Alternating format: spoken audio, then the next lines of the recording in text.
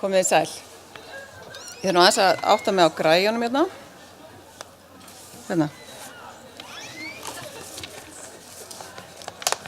Ég heiti sem sagt Nanna Brím og geðlæknir og starfa á geðsviði Landspítalans.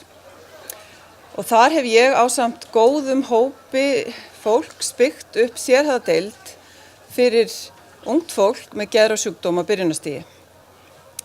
Og það er einmitt þessi deild sem ég ætla að tala um hérna í dag, en ég ætla líka að nota tækifærið og segja nokkur orð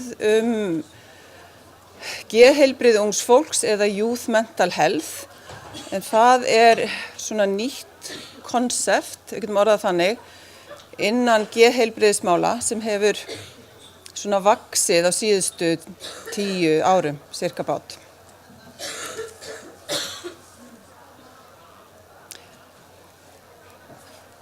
Þessi mynd, það sem ég ætla að byrja sérst á því að tala eins er geðheilbrigði ungs fólks. Rannsóknir segja okkur að sjúkdómsbyrði ungs fólks á aldrinum 10 til 24 ára er lítil, en hún er töluverð ef við skoðum einungis geðræna vanda. Og sjúkdómsbyrði ungs fólks á þessum aldri af völdum geðrænna kvilla er 50%. Þessi mynd sem ég sýni ykkur hérna sýnir sjúkdómsbyrði eftir aldri. Og þið sjáu það greinilega á myndinni að sjúkdómsbyrðin hún eykst með aldrinum og er orðin töluverð svona í kringum 60 ára aldurinn og upp úr. En þetta eru fyrst og fremst líkamlegir sjúkdómar. Þetta eru sjúkdómar eins og krabbamein og hjarta- og æðasjúkdómar, en lítið af geðrænum vanda. En ef við skoðum aðeins aldursbilið sem við ætlum að tala um hérna í dag, þá sjáum við að það er smá toppur í sjúkdómsbyrði. Og þetta er akkúrat á þeim aldri þar sem ungt fólk er á sína bestu, eða fólk á sína bestu líkamlegu heilsu. Þannig að toppurinn í sjúkdómsbyrði á þessum tíma er ekki út af líkamlegum vandamálum, heldur út af geðrænum vandamálum. Annað sem er mikilvægt að hafa í huga er að meir en 75%, meir en 3/4 hlutar af alvarlegum geðsjúkdómum, alvarlegum geðröskunum, byrja fyrir 24 ára aldur. Þetta segja rannsóknir okkur. Og ef við tökum það aðeins saman, að þá er sjúkdómsbyrði geðræns vanda, sjúkdómsbyrði vegna geðræna sjúkdóma, er töluverður hluti af sjúkdómsbyrðin hjá ungu fólki. Geðsjúkdóma þeir byrja snemma og alvarlegustu geðsjúkdómarnir eins og geðklofi eða geðhvörf, þeir byrja fyrir 24 ára aldur hjá vel flestum. Í þessu samhengi er líka mikilvægt að hafa í huga að þetta eru sjúkdómar sem að byrja á mikilvægu og viðkvæmu tímabili, mikilvægu og viðkvæmu aldurskeiði. Þetta eru einmitt á því aldurskeiði þar sem unga fólki er að taka sín fyrstu skref inn í fullorðinsárin, að byrja að lifa lífi sínu sem sjálfstæðir einstaklingar, og alvarlegur sjúkdómur einmitt á þessum tíma getur sett allt á hliðina, sett allt í uppnám og haft alvarlegar afleiðingar sem varpar skugga langt inn í framtíðina. Það er líka staðreynd, og það er rannsóknir segja okkur það líka, að það eru tengsl milli geðræns vanda á aldrinum 18 til 25 ára og stöðuna seinna meir ævina. Ungt fólk sem á við geðræna vanda að stríða milli 18 og 25 ára aldurs er minna út á vinnumarkaðnum, er með lægri tekjur og verri félagslega stöðu 30 en aðrir. Og ef við höfum þetta í huga, að þá er staðan dálítið þannig að heilbrigðiskerfið, geðheilbrigðiskerfið sérstaklega, er veikast það sem ætti að vera sterkast. Við erum með kerfi sem tekur ekki nægilegt tillit til þarfa ungs fólks. Við erum með kerfi fyrir börn og unglinga upp að 18 ára aldri, og svo erum við með annað kerfi, algjörlega aðskilið frá 18 ára aldri og upp úr. Og tengingin þarna á milli er ekki nógu góð. Flæðið á milli er erfitt, flókið og oft á tíðum týnist fólk þarna á milli eða fær ekki fullnægjandi þjónustu. Og geðheilbrigðiskerfið okkar líka byggir á módeli vefrænna sjúkdóma. Þar sem megin fókusinn í fullorðinsgeiranum er á sjúkdómsbyrðina seinni hluta ævinar. En eins og við erum búin að tala um núna, að þá er megin sá tími þar sem sjúkdómsbyrði geðrænna kvilla er sem mestur, er einmitt hjá ungu fólki. Þannig það almennt séð lítill fókus á heilsufar ungs fólks af því að líkamlega heilsan þeirra góð og svo besta yfir æviskeiðið, en þá gleymist að horfa til geðrænu heilsunar. Og svo það líka staðreynd að ungt fólk leitar sér síður aðstoðar og dettur miklu frekar út úr meðferð heldur en eldra fólk. Þannig að geðsjúkdómar, þetta eru dýrir sjúkdómar fyrir samfélagið, fyrir einstaklingin og fyrir fjölskylduna. Og miðað við þær upplýsingar sem ég gefið ykkur hér, ljóst að við þurfum að skoða þetta mál betur og huga betur að geðheilbrigði ungs fólks og við getum augljóslega gert mun betur. En við erum að átta okkur og jákvæðir hlutir gerast og eru að gerast. Víðsvegar heiminn hafa orðið töluverðar breytingar á síðustu 10-15 árum, breytingar á þjónustu við ungt fólk. Meðal annars fyrir tilstöðunarmanna eins og Patrick McGorry sem þið sjáðu þarna á myndinni, en hann ástralskur geðlæknir og mikill baráttumaður fyrir góðri geðþjónustu við ungt fólk og geðheilbrigði ungs fólks. Og segja má að þessar breytingar byrjuðu í Ástralíu í lok síðustu aldar með svo kallari íhlutun í geðrasjúkdóma sem ég ætla að tala hérna á eftir og hefur síðan þróast áfram yfir í sérstakar geðheilbrigðisstöðvar fyrir ungt fólk sem ég ætla að minnast aðeins á í lok erindisins. En þá erum við komin að því sem ég ætla raunin að tala hér í dag og það íhlutun í geðrasjúkdóma og deildina mína Laugarásin. Þegar ég tala geðrasjúkdóma, bara svo við séum öll á sömu blaðsíðu, þá ég að tala sjúkdóma sem einkennast af geðrofi. Geðrof, þá erum við að tala ranghugmyndir og ofskynjanir í mjög stuttu máli og þetta eru sjúkdómar eins og geðklofi eða geðhvarfaklofi. Og þetta eru alvarlegir sjúkdómar, þetta eru sjúkdómar sem eru yfirleitt þungbyrði fyrir einstaklingin sjálfan, fyrir fjölskylduna og samfélagið. En á síðustu áratugum hefur meðferð þessara sjúkdóma breyst töluvert. Og mun meiri bjartsýni ríkir í dag batahorfur heldur en áður. Það sem sagt komin ný nálgun í meðferð á geðrasjúkdómum. Og þessi nýja nálgun byggir á tveimur atriðum. Í fyrsta lagi, þeim mun fyrr sem gripið inn í sjúkdóminn, þeim mun betri horfur. Það að segja, þeim mun styttri tíma sem einstaklingur með ómeðhöndluð geðrofseinkenni, þeim mun betri horfur. Og sérhæfð meðferð, öflug sérhæfð meðferð í samanburði við venjulega meðferð betri og eykur líka horfur og bætir batahorfur. Og þetta tvennt, að grípa inn snemma og veita sérhæfða og öfluga meðferð, búið að staðfesta í fjöldamörgum rannsóknum að skilar miklu betri árangri. Og þessar glæru sjáum við nokkra punkta og svona helstu niðurstöður úr rannsóknum á íhlutun í geðrasjúkdóma. Og þið sjáum við erum að tala betri horfur, færri og vægari einkenni, fækkun sjálfsvíga, minni þörf á búsetu með stuðningi, minni neysla og margt fleira. Þannig við erum hér að tala meðferð sem virkar. Og Laugarásvegi í Reykjavík sérhæfð deild sem við tölum sem Laugarásin. Hún tilheyrir geðsviði Landspítala og hún fyrir ungt fólk á aldrinum 18 til 30 ára sem með geðrasjúkdóma á byrjunarstigi. Og starfsemin á deildinni, hún byggir alfarið á þessar hugmyndafræði íhlutun í geðrasjúkdóma og hún byggir á módelum sem við höfum kynnst erlendis frá en lagað af okkar aðstæðum og tölum stolt íslenska módeli í íhlutun. Starfsemin til húsa á tveimur stöðum, annars vegar á Laugarásvegi í stóru einbýlishúsi þar og hins vegar í Víðihlíð sem vestan megin við Holtagarða nálægt Sæbrautinni. Það tekur svona 5 til 10 mínútur að labba þarna á milli. Laugarásin dagdeild fyrst og fremst. Og langflestir af okkar þjónustuþegum, þann hugtak notum við yfir þá sem sækja þjónustu til okkar, langflestir búa sem sagt heima hjá sér og sækja þjónustu til okkar á daginn. Við erum reyndar með litla 7 rúma deild í húsinu. Þetta sem sagt opin lítil legudeild sem við erum einnig með. Síðan erum við með matsteymi.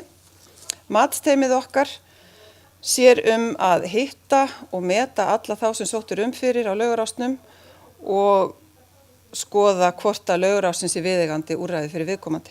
Og það frekar lágur þröskuldur inn í þetta matsteymi. Fólk getur hringt í okkur, heimilislæknar hringi í okkur, þetta þarf ekki eingöngu að fara inn í gegnum spítalann. Eins og staðan í dag þá erum við með 100 manns í þjónustu hjá okkur, langflestir á aldrinum 18 til 25 ára og meðferðartíminn 5 ár. Við sem bjóðum upp á þjónustu í alltaf 5 ár. Við erum með öflugt þverfaglegt teymi með starfsmenn sem eru með virkilega ástríðu fyrir starfinu sínu og áhuga á að vinna með ungu fólki. Allir sem koma til okkur í þjónustu eru með geðrasjúkdóm. Oft á tíðum með samhliða fíkniefnavandi og margvíslegur annar geðrænn vandi sem þarf að vinna með. Verkefnin sem við eigum við krefjast yfirleitt fjölfaglegra nálgunar og fjölþættra úrlausna en markmiðið okkar ávallt hið sama. Það að segja að bæta líðan og efla færni þjónustuþeganna okkar svo þeir komist út í lífið aftur og geta lifað þar sjálfstæðu og gefandi lífi með lífsgæðum. Hver þjónustuþegi tengist 2 meðferðaraðilum, umsjónaraðila og málastjóra. Umsjónaraðilinn hefur ákveðið hlutverk sem daglegur stuðningur og málastjórinn sér heildræna meðferð, að tryggja það að viðkomandi fá þá þjónustu og meðferð sem þarf á að halda. Þjónustuþeginn sjálfur vinnur með þessum 2 aðila, þarna myndast lítið teymi og tekur þátt í að skipuleggja meðferðina í samvinnu við hina. Það þétt samstarf líka við aðstandendur og aðstandendur verða í rauninni hluti af meðferðarteyminu og eru með alla leið.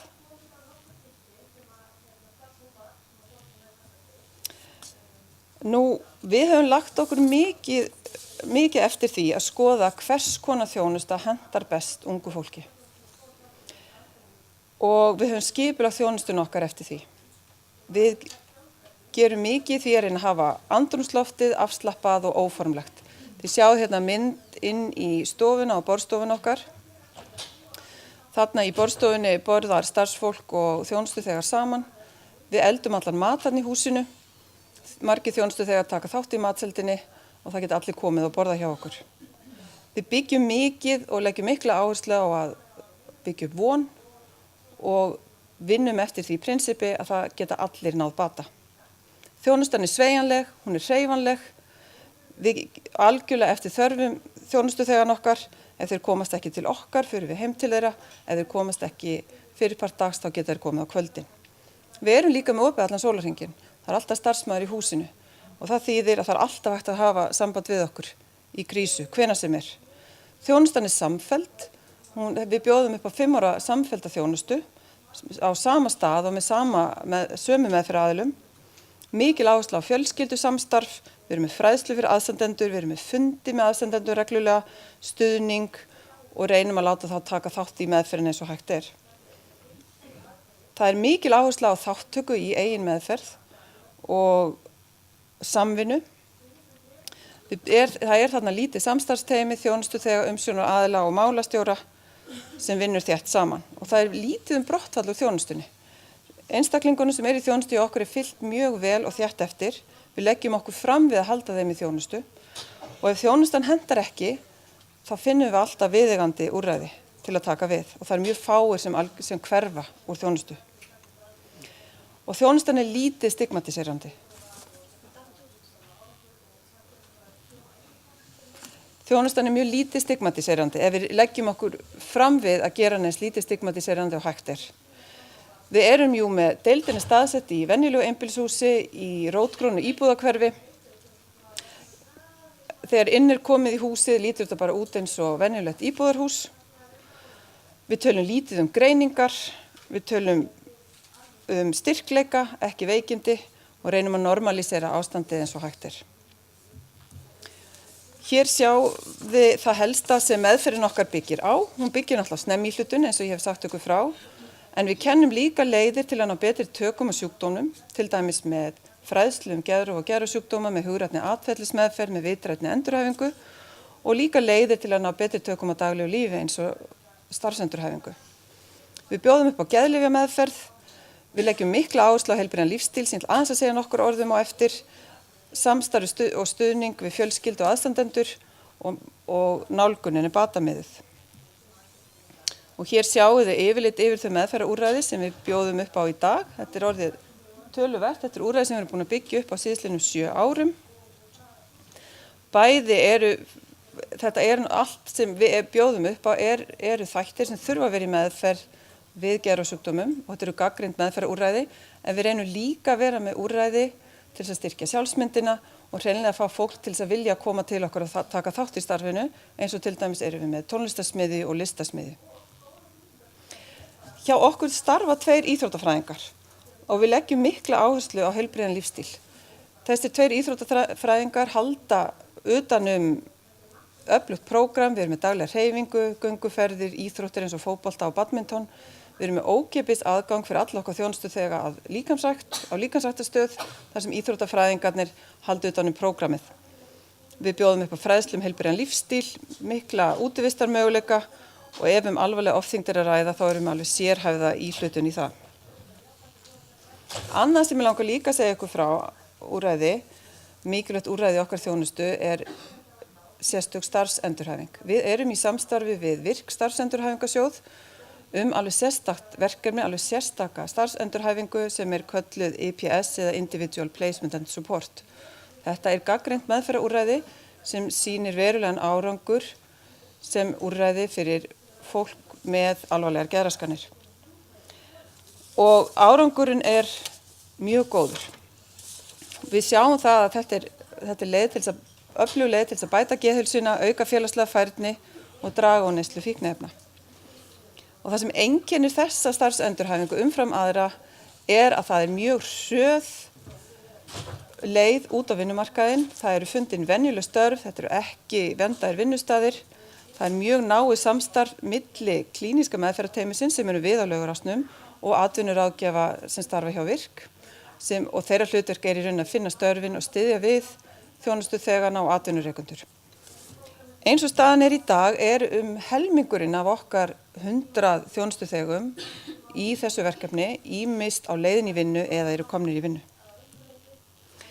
Aðeins til þess að gefa ykkur svona innsýn í hvernig þetta allt saman hangir saman, þá ég hér með alveg tilbúið dæmi, þetta ekki raunveruleg sjúkrasaga, en svona getur gefið ykkur svolítið mynd af því hvernig þjónustan virkar á svona fyrirhluta meðferðar hjá okkur á Laugarásnum. Hér erum við með Jón, hann 19 ára gamall og hann býr heima hjá foreldrum og hann leggst inn á móttökugeðdeild í fyrsta skipti með geðraseinkenni. Og meðan hann inniliggjandi á deildinni sótt fyrir hann á Laugarásnum. Matsteymið okkar heimsækir hann meðan hann ennþá inn á legudeildinni og daginn eftir honum boðið í heimsókn og borðar með okkur inn á Laugarásnum. Hádegismat. Þegar hann útskrifast á legudeildinni haldinn innritunarfundur á Laugarásnum þar sem foreldrar hans eru með og þar fá allir upplýsingar þjónustuna og við hverju þau mega búast. Hann byrjar hægt og rólega í prógrami hjá okkur, hann mætir 3 í viku, hann fær vikuleg viðtöl við málastjóra, hittir umsjónaraðila einu sinni í viku, fer í ræktina, fótbolta, í hópmeðferð byggð á hugurænni atferlismeðferð og fer í hljómablið sem tónlistarverkefnið okkar. Og nokkrum vikum síðar byrjar hann í geðrásfræðslunni. Foreldrum hans boðið að sækja fræðslu geðru og geðrasjúkdóma fyrir aðstandendur sem 4 kvölda námskeið. Við höldum reglulega fundi með foreldrum hans og honum. Foreldrar hans eru mjög áhyggjufullir og ræða reglulega við málastjóran hans Jóns í síma milli funda. Jón á erfitt með að mæta, hann sefur langt fram eftir degi, hann framtakslaus. Hann samþykkir að leggjast inn í legudeildina okkar í nokkra mánuði og meðan hann inni unnið markvisst með rútínu og virkni. Hann reynir við skólan á meðan hann í innlögn en það gengur illa og hann ákveður að byrja í starfsendurhæfingarverkefninu og fyrir að vinna. Eftir það útskrifast hann síðan heim til foreldra, hann áfram í dagdeildinni hjá okkur og fær stuðning frá okkur á Laugarásnum til að vakna á morgnana og mæta í vinnuna. Hann fer síðan að langa í nám en hann á í erfiðleikum með að einbeita sér og skipuleggja sig.